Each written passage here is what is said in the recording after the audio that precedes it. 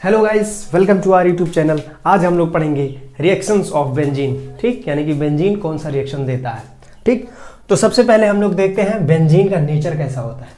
तो बेंजीन के पास 3 pi bond पाए जाते हैं, यानी कि 6 पाई इलेक्ट्रॉन पाए जाते हैं। ठीक, तो इसके पास पाई इलेक्ट्रॉन की अवेलेबिलिटी बहुत ज़्यादा होती है, इसलिए बेंजीन एक न्यूक्लियोफाइल की तरह काम करता है। ठीक है, उसके बाद अब बेंजीन के पास पाई इलेक्ट्रॉन पाए जाते हैं, तो पाई इलेक्ट्रॉन को अट्रैक्ट कौन करेगा? इलेक्ट्रोफाइल। ठीक, तो इलेक्ट्रोफाइल मतलब इलेक्ट्रॉन लविंग, यानी फिलिया मतलब लविंग होता है। ठीक, तो यानी कि इलेक्ट्रोफाइल इस पे अटैक करेगा। ठीक, तो बेंजीन पे इलेक्ट्रोफाइल अटैक करेगा। अब हम लोग देखते हैं जिसके पास पाई बॉन्ड होता है, ठीक, वो 2 प्रकार के रिएक्शन देते हैं, या तो इलेक्ट्रोफिलिक एडिशन देते हैं या तो इलेक्ट्रोफिलिक सब्स्टिट्यूशन देते हैं। ठीक, तो जो बेंजीन है, एक बार हम लोग दोनों रिएक्शन करके देखते हैं और देखते हैं सबसे स्टेबल प्रोडक्ट किस में बनेगा। तो जो सबसे स्टेबल प्रोडक्ट देगा वही रिएक्शन बेंजीन देगा। तो एक बार हम लोग इलेक्ट्रोफाइल का एडिशन कराएंगे। ठीक, तो यहां से एक पाई बॉन्ड ब्रेक कर देंगे और 2 इलेक्ट्रोफाइल का एडिशन कराएंगे। तो यहां पे क्या होगा, बेंजीन में 2 इलेक्ट्रोफाइल ऐड हो जाएगा। अब यहां पे पहले इसकी एरोमेटिसिटी जो थी, जिसकी वजह से हाई स्टेबल कंपाउंड बनाता था बेंजीन, वो यहां पे इसकी एरोमेटिसिटी लॉस हो गई। जब यहां पे इसकी एरोमेटिसिटी लॉस हो गई तो इसकी स्टेबिलिटी क्या हो गई? कम हो गई। इसीलिए एडिशन रिएक्शन बेंजीन नहीं फेवर करता। अब हम लोग इलेक्ट्रोफिलिक सब्स्टिट्यूशन देखते हैं। ठीक, तो अब क्या होगा, यहां पे H+, ठीक, H+ इलेक्ट्रोफाइल यहां से एक निकालेंगे और एक इलेक्ट्रोफाइल ऐड कर देंगे, तो उसको कहते हैं सब्स्टिट्यूशन रिएक्शन, यानी कि एक इलेक्ट्रोफाइल को हटाना और एक इलेक्ट्रोफाइल को ऐड करना, उसको कहते हैं सब्स्टिट्यूशन। ठीक, तो इलेक्ट्रोफाइल ऐड हो रहा है और हट रहा है, इसलिए इसको कहते हैं इलेक्ट्रोफिलिक सब्स्टिट्यूशन। ठीक, तो यहाँ पे एक यहाँ से H+ हटाएंगे। ठीक, उसके बाद यहाँ पे जाके इलेक्ट्रोफाइल यहाँ पे ऐड हो जाएगा और हमारा H+ निकल आएगा। ठीक है, तो उसको कहते हैं यहाँ पे, क्योंकि एक इलेक्ट्रोफाइल दूसरे इलेक्ट्रोफाइल को सब्स्टिट्यूट कर रहा है, इसलिए कहते हैं इलेक्ट्रोफिलिक सब्स्टिट्यूशन रिएक्शन। तो जो हमारा बेंजीन होता है वो ESR देता है, यानी कि इलेक्ट्रोफिलिक सब्स्टिट्यूशन रिएक्शन। ठीक, अब हम लोग देखते हैं बेंजीन कौन कौन सा रिएक्शन देता है। ठीक है, अब इलेक्ट्रोफाइल और न्यूक्लियोफाइल दोनों साथ में रहते हैं। जैसे HCl हुआ, ठीक, Cl2 हुआ, तो उसमें एक इलेक्ट्रोफाइल हो जाएगा, एक न्यूक्लियोफाइल हो जाएगा। ठीक, तो बेंजीन क्या देता है? इलेक्ट्रोफिलिक एडिशन रिएक्शन, जैसा कि हमने देखा था। तो यहां से इलेक्ट्रोफाइल ऐड होगा। ठीक है, अब यहां से इलेक्ट्रोफाइल ऐड होगा, यहां से H+ इलेक्ट्रोफाइल निकलेगा। अब क्या होता है, ये इलेक्ट्रोफाइल पे प्लस चार्ज होता है, न्यूक्लियोफाइल पे माइनस चार्ज होता है। अब ये न्यूक्लियोफाइल H+ को ले लेगा और इलेक्ट्रोफाइल बेंजीन पे ऐड हो जाएगा, यानी कि इलेक्ट्रोफिलिक सब्स्टिट्यूशन रिएक्शन देता है। ठीक, और ये इन द प्रेजेंस ऑफ कैटलिस्ट होता है। ठीक, जनरली कैटलिस्ट लुईस एसिड होते हैं, जैसे एनहाइड्रस AlCl3, FeCl3, जितने भी डी ब्लॉक मेटल्स होते हैं जैसे Fe, ठीक, ये सारे क्या होते हैं? लुईस एसिड होते हैं। ठीक है, इनके पास इलेक्ट्रॉनों की कमी होती है तो इलेक्ट्रॉन को लेते हैं। ठीक, तो ये एज अ कैटलिस्ट का काम करते हैं, यानी कि जैसे रिएक्शन में पार्टिसिपेट करते हैं वैसे ही प्रोडक्ट में बाहर निकलते हैं। उसके बाद बेंजीन जो हमारा देता है, कई सारे रिएक्शन देता है। सबसे पहले हम लोग पढ़ेंगे हैलोजिनेशन। तो हैलोजिनेशन में जो अटैकिंग इलेक्ट्रोफाइल होगा वो Cl+ होगा। ठीक, उसको कहेंगे क्लोरोनियम आयन। ठीक, ऐसे ही Br+, I+। ठीक है, ऐसे ही हम लोग पढ़ेंगे नाइट्रेशन। ठीक, नाइट्रेशन में जो अटैकिंग इलेक्ट्रोफाइल होगा NO2+ होगा, नाइट्रोनियम आयन। ठीक, ऐसे ही हम लोग पढ़ेंगे सल्फोनेशन। ठीक, सल्फोनेशन में SO3 अटैकिंग इलेक्ट्रोफाइल होगा। अब ये SO3 इलेक्ट्रोफाइल कैसे है? ठीक, क्योंकि इसके पास पॉजिटिव चार्ज है नहीं, तो हम लोग ने क्लास में ये नहीं पढ़ा था कि जिसके पास पॉजिटिव चार्ज हो केवल वही इलेक्ट्रोफाइल की तरह बिहेव कर सकते हैं। इलेक्ट्रोफाइल वो भी हो सकते हैं, ऐसे न्यूट्रल स्पीसीज भी हो सकते हैं जिसके पास इलेक्ट्रॉन की कमी होती हो। ठीक, अब जैसे कि SO3 का स्ट्रक्चर देख लो। ठीक, ऐसे है। अब क्या होगा, ये ऑक्सीजन हाईली इलेक्ट्रोनेगेटिव है, तो ये सल्फर का इलेक्ट्रॉन, पाई इलेक्ट्रॉन अपनी तरफ खींचेगा, ये भी खींचेगा, ये भी खींचेगा, तो 3 लोग मिल के अब सल्फर के इलेक्ट्रॉनों को अपनी तरफ खींच रहे हैं, जिसकी वजह से यहाँ पे सल्फर पे इलेक्ट्रॉन डेंसिटी कम हो जाएगी और ये इलेक्ट्रॉन डेफिशिएंट हो जाएगा, जिसकी वजह से ये ऐसा इलेक्ट्रोफाइल बिहेव करेगा। ठीक, ऐसे ही हमारा Friedel craft reaction. Friedel craft reaction में हम लोग दो रिएक्शन पढ़ेंगे, एक तो एल्काइलेशन यानी कि फ्रीडल क्राफ्ट एल्काइलेशन, और दूसरा पढ़ेंगे फ्रीडल क्राफ्ट एसाइलेशन। एल्काइलेशन में एल्काइल ग्रुप जुड़ेगा और एसाइलेशन में एसाइल ग्रुप जुड़ेगा। ठीक है, अब हम लोग आगे रिएक्शन देखते हैं। तो गाइस अब हम लोग पढ़ते हैं mechanism of electrophilic substitution reaction. ठीक है, तो हम लोग जनरल मैकेनिज्म पढ़ेंगे जो सब पे अप्लाई होगा। ठीक है, सब पे लागू होगा। अब सबसे पहले स्टेप देखो, जो इलेक्ट्रोफिलिक सब्स्टिट्यूशन होता है वो जनरली 3 स्टेप में होता है। ठीक, कोई कोई कहता है 3 स्टेप, कोई कोई 2 ही स्टेप में करा देता है, लेकिन जनरली 3 स्टेप में होता है। ठीक, तो सबसे पहला स्टेप जो होता है वो होता है फॉर्मेशन ऑफ इलेक्ट्रोफाइल या फिर जनरेशन ऑफ इलेक्ट्रोफाइल। ठीक, क्योंकि इलेक्ट्रोफाइल का अटैक होगा तो सबसे पहले इलेक्ट्रोफाइल को बनाओ। ठीक, तो फॉर्मेशन ऑफ इलेक्ट्रोफाइल। तो इलेक्ट्रोफाइल और न्यूक्लियोफाइल से कैटलिस्ट क्या करता है, इलेक्ट्रोफाइल का फॉर्मेशन करवाता है। ठीक, अब कैटलिस्ट क्या है, लुईस एसिड है। लुईस एसिड क्या करता है, इसके पास इलेक्ट्रॉनों की कमी होती है, तो लुईस एसिड मतलब ला, तो ये क्या करता है, जिसके पास इलेक्ट्रॉनों की अधिकता होती है, तो यहां पे न्यूक्लियोफाइल क्या करता है, अब लुईस एसिड को इलेक्ट्रॉन चाहिए तो ये क्या करता है, यहाँ पे हेट्रोलिटिक फिजन कराता है। ठीक, हेट्रोलिटिक फिजन की वजह से क्या होता है, जो इलेक्ट्रॉन होते हैं वो न्यूक्लियोफाइल की तरफ चले आते हैं, तो न्यूक्लियोफाइल तुम्हारा निगेटिव चार्ज हो जाता है और इलेक्ट्रोफाइल तुम्हारा पॉजिटिव चार्ज हो जाता है। इसको इलेक्ट्रॉन चाहिए तो ये क्या करता है, न्यूक्लियोफाइल से अटैच हो जाता है और इलेक्ट्रोफाइल को फ्री कर देता है, इसलिए वही नाम है कि formation of electrophile, generation of electrophile. अब दूसरे स्टेप में क्या हुआ, इलेक्ट्रोफाइल हमारा बन गया। दूसरे स्टेप में क्या करना है, इलेक्ट्रोफाइल को बेंजीन रिंग पे अटैक करना है। ठीक, तो बेंजीन रिंग के पास पाई इलेक्ट्रॉन रिच होता है, तो ये क्या करेगा, इसके पास इलेक्ट्रॉन की कमी है, तो ये क्या करेगा, यहाँ पे अटैक करेगा। अब अटैक करने के लिए यहाँ पे जो बेंजीन होता है वहां पे इलेक्ट्रोमेरिक इफेक्ट दिखाता है। ठीक, और ये इलेक्ट्रोमेरिक इफेक्ट जो होता है ये टेम्परेरी इफेक्ट होता है, यानी कि एक बार बॉन्ड शिफ्ट होगा फिर वापस अपने प्लेस पे चला आएगा, इसलिए इलेक्ट्रोमेरिक इफेक्ट को टेम्परेरी इफेक्ट कहते हैं। अब यहाँ पे ये टेम्परेरी हमारा पाई बॉन्ड जो है शिफ्ट हो गया एक कार्बन पे, यहाँ पे निगेटिव चार्ज आ गया। अब यहाँ पे जब निगेटिव आ गया तो यहाँ पे पॉजिटिव आ गया। अब यहाँ पे जब पॉजिटिव आ गया तो क्या हुआ, ये इलेक्ट्रोफाइल निगेटिव पे चलेगा, यहाँ पे निगेटिव पे अटैच हो जाएगा। ठीक, इसके पास हाइड्रोजन पहले से थे।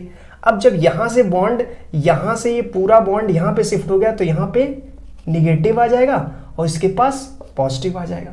यहाँ इसलिए पॉजिटिव आ गया और ये निगेटिव आ गया, इसलिए यहाँ पे इलेक्ट्रोफाइल के पास प्लस चार्ज होता है, वो यहाँ पे अटैक कर लेगा, ये हमारा इंटरमीडिएट बन जाएगा। ठीक, अब होता है कि जैसे ही हमारा जो प्रोटॉन हो गया वो लास्ट में निकल जाएगा। ठीक, क्योंकि यहाँ पे इलेक्ट्रोफाइल निकला तो डबल बॉन्ड तो एरोमेटिसिटी वापस आनी है, तो कार्बन मैक्सिमम 4 बॉन्ड बनाता है, यानी कि यहाँ से किसी ना किसी को हटना पड़ेगा। वैसे ही हम लोग पढ़ रहे हैं इलेक्ट्रोफिलिक सब्स्टिट्यूशन रिएक्शन, तो इलेक्ट्रोफाइल ऐड हुआ तो इलेक्ट्रोफाइल को हटना भी पड़ेगा। ठीक, तो यहाँ से क्या होता है कि ये जो H और कार्बन का बॉन्ड होता है यहाँ पे H+ रिलीज हो जाता है। ठीक, और ये जो इलेक्ट्रॉन होते हैं सिग्मा बॉन्ड H और कार्बन के बीच, ये यहाँ पे आ जाते हैं। अब जब एक इलेक्ट्रॉन यहाँ पे, एक इलेक्ट्रॉन यहाँ पे, आमने सामने। ठीक, अब ये क्या करते हैं, यहाँ पे बॉन्ड बना लेते हैं, तो हमारी एरोमेटिसिटी जो है, स्टेबिलिटी है, वापस आ गई। ठीक, अब ये जो न्यूक्लियोफाइल और कैटलिस्ट, ये यहाँ पे जो बना था न्यूक्लियोफाइल और कैटलिस्ट, अब यहाँ पे देखो कैटलिस्ट का डेफिनेशन क्या होता है कि एज सच जैसे उसको यूज करेंगे बाहर वैसे ही हमें चाहिए, तो क्या करता है ये, इसको न्यूक्लियोफाइल को छोड़ना पड़ेगा। अब न्यूक्लियोफाइल माइनस चार्ज है, ये H+ चार्ज है। अब न्यूक्लियोफाइल H+ को लेके अपना कॉम्प्लेक्स बना लेगा। ठीक, न्यूक्लियोफाइल और H का। ठीक, उसके बाद कैटलिस्ट हमारा बाहर आएगा, एज सच जैसे ही यूज हुआ था वैसे बाहर आ जाएगा। ये हमारा ओवरऑल मैकेनिज्म हुआ। ठीक, इसको कई टीचर अलग अलग ढंग से एक्सप्लेन करते हैं, लेकिन ये हमें सबसे इजी मेथड है। अब हम लोग देखते हैं हैलोजिनेशन। ठीक, हैलोजिनेशन कैसे होता है। ठीक, तो हैलोजिनेशन में बेंजीन क्या है, हैलोजन से रिएक्ट करता है। ठीक, in the presence of Lewis acid. तो लुईस एसिड क्या होते हैं, जिसके पास इलेक्ट्रॉन डेफिशिएंस होती है। ठीक, डेफिशिएंसी होती है। अब यहाँ पे ZnCl2 हो गया, FeX3 हो गया, ठीक, FeX3 जैसे FeCl3, FeBr3, ठीक है। और जितने भी ट्रांजिशंस मेटल होते हैं कई सारे, वो भी इलेक्ट्रॉन डेफिशिएंट होते हैं क्योंकि उसमें वैकेंट d ऑर्बिटल होता है। एनहाइड्रस AlCl3, ये सारे भी लुईस एसिड की तरह बिहेव करते हैं, ठीक। अब हमें क्या करना है कि इन the presence of cold and dark होता है, ठीक, क्योंकि ये जो बॉन्ड है होमोलिटिक फिजन नहीं करानी है हमें, हेट्रोलिटिक फिजन करानी है। अगर होमोलिटिक फिजन हो गया तो फ्री रेडिकल बन जाएगा, एक इलेक्ट्रॉन इसके पास चला जाएगा, एक इलेक्ट्रॉन इसके पास, तो होमोलिटिक फिजन तो यहाँ पे होगा ही, क्योंकि क्या होता है कि इसकी इलेक्ट्रोनेगेटिविटी डिफरेंस क्या है, 0 है, तो यहाँ पे होमोलिटिक फिजन होना चाहिए। लेकिन कोल्ड एंड डार्क कंडीशन और लुईस एसिड के प्रेजेंस में हम लोग यहाँ पे हेट्रोलिटिक फिजन कराते हैं, जिसकी वजह से एक जो लोन पेयर ऑफ इलेक्ट्रॉन, जो बॉन्ड का इलेक्ट्रॉन है, वो दोनों इलेक्ट्रॉन एक के पास चले जाते हैं और ये निगेटिव चार्ज हो जाता है, और इसके पास से भी ये इलेक्ट्रॉन इधर चले जाते हैं, यानी कि ये वाला इलेक्ट्रॉन, इसका इलेक्ट्रॉन और इसका इलेक्ट्रॉन दोनों इसी के पास चले जाते हैं, ठीक। तो ये पॉजिटिव चार्ज हो जाता है और दूसरा निगेटिव चार्ज हो जाता है। तो एक को हम लोग न्यूक्लियोफाइल कहते हैं, दूसरे को इलेक्ट्रोफाइल कहते हैं। अब क्या होता है, बेंजीन इलेक्ट्रोफिलिक सब्स्टिट्यूशन रिएक्शन देता है, तो इलेक्ट्रोफाइल क्या होगा, यहाँ पे अटैक करेगा। वैसे ये जो लुईस एसिड होते हैं वो क्या करते हैं, इलेक्ट्रॉन लवर होते हैं, तो ये माइनस वाले को अपने साथ ले लेंगे, और जो उसके बाद क्या होता है, रिएक्शन मैकेनिज्म तो बहुत बड़ा है, उसको हम लोग समझ लेंगे, ठीक। तो जनरली अगर हम लोग समझें तो यहां से H+ निकलेगा, ठीक, तो H+ ये निकलेगा यहाँ पे H+, तो ये प्लस है, यहाँ पे ये माइनस से कंबाइन करके HX बना लेता है, और ये जो हमारा इलेक्ट्रोफाइल होता है वो वहाँ पे सब्स्टिट्यूशन हो जाता है, यहाँ पे ऐड हो जाता है। वैसे मैकेनिज्म तो दूसरा है, 3 स्टेप में हम लोग अभी इसके पहले पढ़े थे। सबसे पहला होता है जनरेशन ऑफ इलेक्ट्रोफाइल, ठीक, दूसरा होता है अटैक ऑफ इलेक्ट्रोफाइल, ठीक, टू फॉर्म एरिलियम आयन, ठीक, या फिर सिग्मा कॉम्प्लेक्स जो बनाता है, ठीक है, या फिर एराइल कार्बोकैटायन जो बनाता है, अभी हम लोग पिछले लेक्चर में पढ़े थे, ठीक। ऐसे ही तीसरा स्टेप क्या होता है, डीप्रोटोनेशन, यानी कि प्रोटॉन को रिमूवल, ठीक। अब हमारा सबसे पहला रिएक्शन हम लोग पढ़ते हैं क्लोरीनेशन। क्लोरीनेशन में जैसे क्या हुआ कि यहाँ पे लुईस एसिड की प्रेजेंस में कोल्ड एंड डार्क कंडीशन में यहाँ पे एक को इलेक्ट्रोफाइल बना दो और दूसरे को न्यूक्लियोफाइल बना दो, ठीक। तो जो इलेक्ट्रोफाइल होगा वो बेंजीन पे अटैक करेगा और यहाँ से H+ HCl बना लेगा। ऐसे ही तुम्हारा ब्रोमिनेशन होता है, ठीक, लेकिन आयोडोनेशन में थोड़ा सा एक्सेप्शन होता है, ठीक। अब हम लोग देखते हैं कैसे एक्सेप्शन होता है। जो हमारा बेंजीन होता है वो आयोडीन होता है, जब ये रिएक्शन करके HI बनाता है तो ये जो हमारा HI होता है वो स्ट्रॉन्ग रिड्यूसिंग एजेंट होता है। क्या होता है, स्ट्रॉन्ग रिड्यूसिंग एजेंट। अब स्ट्रॉन्ग रिड्यूसिंग एजेंट है तो ये क्या करता है, रिएक्शन को रिवर्सिबल करा देता है, ठीक, इसको रिड्यूस कर देता है वापस, ठीक है, तो इसको रिएक्शन को रिवर्सिबल बना देता है, इसीलिए ये रिएक्शन पॉसिबल नहीं होता, ठीक। अब हम लोग HI के बनने को रोकना है हमें, इसलिए हम लोग क्या करते हैं, यहाँ पे इसकी जगह पे स्ट्रॉन्ग ऑक्सीडाइजिंग एजेंट लेते हैं, ठीक है। आयोडोनेशन के केस में हम लोग स्ट्रॉन्ग ऑक्सीडाइजिंग एजेंट लेते हैं। अब ये ऑक्सीडाइजिंग एजेंट क्या करता है, I2 को क्या करता है, ऑक्सीडाइज कर देता है। अब यहाँ पे जो I- बनता था, I- बनता था, I- की वजह से ये I- H+ से कंबाइन करके HI बना लेता था। अब उसी को हमें रोकना है, ठीक, तो I- के फॉर्मेशन को रोकता है। अब ये क्या करता है, I- को ही दोनों को H+ में I+ में कन्वर्ट करता है, यानी आयोडोनियम आयन में कन्वर्ट कर देता है। तो ये दोनों आयोडीन को I+ में कन्वर्ट करता है, I- को बनने नहीं देता। अब ये I+ यानी कि इलेक्ट्रोफाइल हमारे बेंजीन रिंग पे अटैक करते हैं और ये हमारा मॉलिक्यूल बना लेते हैं जो हमारा प्रोडक्ट होता है। अब इसको अगर हम लोग बैलेंस करना चाहें तो यहाँ पे 2 HI+ बनता है, तो यहाँ पे 2 मॉलिक्यूल इसको ले लोगे और ये हमारा 2 मॉलिक्यूल ये बनेगा। अब यहाँ पे ये हमारा जो HI है ये नहीं बनेगा, ठीक, ये नहीं बनेगा, तो ये हमारा फाइनल रिएक्शन हो जाएगा, ठीक। आई होप हाइड्रोजनेशन हम लोग को समझ में आ गया, एक बार देख लो।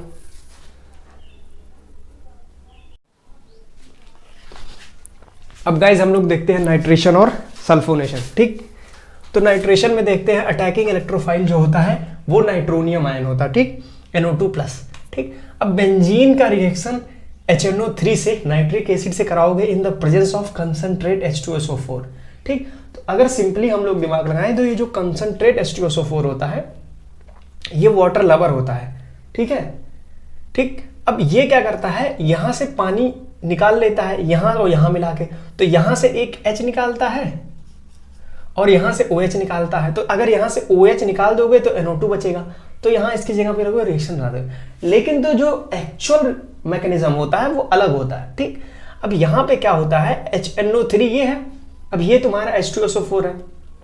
अब ये क्या करेगा, H2SO4 को तुम यहां से OH, ठीक, यहां से OH ले लो और यहां से 2H+, ठीक। तो क्या हो जाएगा, यहां से हम OH ले लेंगे और यहां से 2H+, यहां से ये हो जाएगा H3O+, ठीक। एक तो ये बना लेगा, उसके बाद तुम्हारा 2HSO4- बन जाएगा, ठीक। और बाकी बचा तुम्हारा NO2+, वो बन जाएगा। तो एक्चुअल जो मैकेनिज्म होता है ये फॉलो करता है, लेकिन हम लोग याद करने के लिए याद कर सकते हैं ऐसे, ठीक। अब तुम्हारा सल्फोनेशन हो गया, तो सल्फोनेशन में जो अटैकिंग इलेक्ट्रोफाइल होता है वो SO3 होता है, ठीक। पिछले वीडियो में हमने बताया था कि SO3 एज अ इलेक्ट्रोफाइल कैसे बिहेव करता है, ठीक। जैसे कि ये हमारा S हो गया, इसे 3 ऑक्सीजन जुड़े हैं। अब ये ऑक्सीजन क्योंकि इसकी इलेक्ट्रोनेगेटिविटी बहुत ज्यादा है, ठीक, इसकी इलेक्ट्रोनेगेटिविटी बहुत ज्यादा है जिसकी वजह से ये इलेक्ट्रॉन अपनी तरफ खींचेगा। अब ये इलेक्ट्रॉनों को अपनी तरफ खींच रहा है जिसकी वजह से सल्फर पे इलेक्ट्रॉन की डेफिशिएंसी आ जाएगी। अगर यहाँ इलेक्ट्रॉन की डेफिशिएंसी आ जाएगी तो ये मॉलिक्यूल S क्या बिहेव करेगा, इलेक्ट्रोफाइल, ठीक है। अब ये इलेक्ट्रोफाइल की तरह बिहेव करता है। अब सल्फोनेशन में जो जनरल रिएक्शन होता है ये हमारा ये होता है कि बेंजीन का रिएक्शन कंसंट्रेट H2SO4 से करा देंगे और मेरा बेंजीन सल्फोनिक एसिड बन जाएगा। लेकिन यहाँ पे 2 molecule of concentrate H2SO4 use होता है, ठीक। अब हम लोग देखते हैं कैसे, ठीक। तो रिएक्शन में तो देखो जो SO3H होता है वो SO3 एक ही बनता है, इसीलिए यहाँ पे जो बेंजीन होगा वो रिएक्शन ये बैलेंस्ड है ऐसे अगर देखा जाए, क्योंकि ये बाई प्रोडक्ट के फॉर्म में निकल जाता है, ठीक। तो जैसे हम लोग देखते हैं 2 मॉलिक्यूल ऑफ कंसंट्रेट H2SO4 है, ये क्या करता है, यहां से देखो एक मॉलिक्यूल ये है और एक मॉलिक्यूल नीचे है। अब यहां से H+, यहां से H+ निकलेगा, ठीक, और यहां से OH- ले लो। तो अगर यहां से OH- ले लोगे तो यहां पे बचेगा SO3, तो SO3 यहां पे एक बना दो। उसके बाद यहां से OH- और ये 2 H+ बन के H3O+ बना लेंगे। अब बचा यहां पे तुम्हारा HSO4, ये तुम्हारा ये हो गया। तो एक्चुअल मैकेनिज्म तुम्हारा ऐसे होता है, ठीक। लेकिन हम लोग जनरली ऐसे ही डायरेक्ट करके इसको लिख सकते हैं। तो एक बार देख लो, अगर जो ना समझ में आया हो वो आप पूछ सकते हो।